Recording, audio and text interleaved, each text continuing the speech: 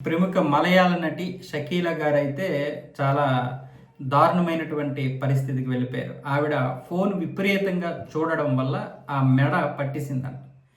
దాంతో ఆ మెడ విపరీతంగా వాచిపోయింది. ఏం చేయాలో అర్థం కాక డాక్టర్ల దగ్గరికి వెళ్తే కొన్ని రోజులు మందులు ఇచ్చారు, అయినా తగ్గలేదు.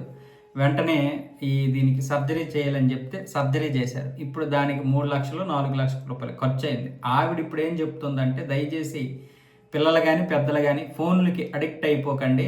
నాకు వచ్చినటువంటి పరిస్థితి మీకు వస్తుంది. అందరికీ అంత డబ్బు ఉండదు కదా. దయచేసి ఎట్టి పరిస్థితుల్లో కూడా ఫోన్కి మాత్రం అడిక్ట్ అయిపోకండి. నేను యూట్యూబ్, ఇన్స్టా, ముఖ్యంగా యూట్యూబ్ విపరీతంగా చూస్తాను. అలాగా ఫోన్ చూసుకొని ఉండిపోయాను. సోఫాలో కూడా అలా చూసుకొని ఉండిపోయాను. ఎదురుగా టీవీ ఉన్నా కూడా ఆవిడ ఫోన్ చూసుకొని ఉండిపోయేవాళ్ళంట. దాంతో ఇప్పుడు ఆవిడకి శస్త్రచికిత్స జరిగింది, ఇంటికి వచ్చేసారు.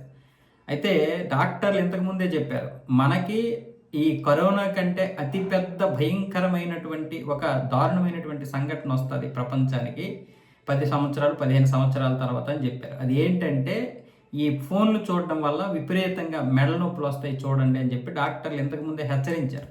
ఎప్పుడు 5-6 సంవత్సరాల క్రితమే కరోనా సమయంలోనే హెచ్చరించారు. అది ఇప్పుడు బహుశా నిజం కాబోతుందేమో. కరోనా వచ్చి 5 సంవత్సరాలు పూర్తి అయిపోయింది కదా, 6 సంవత్సరాలు పూర్తి అవుతుంది.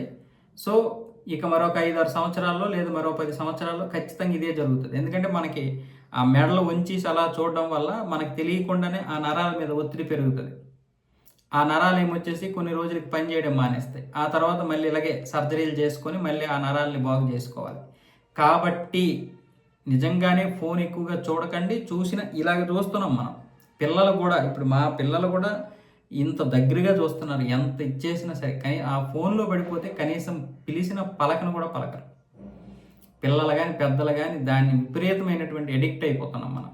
చెప్పుకోవడానికే కానీ ఎవరు కూడా పాటించలేకపోతున్నాం.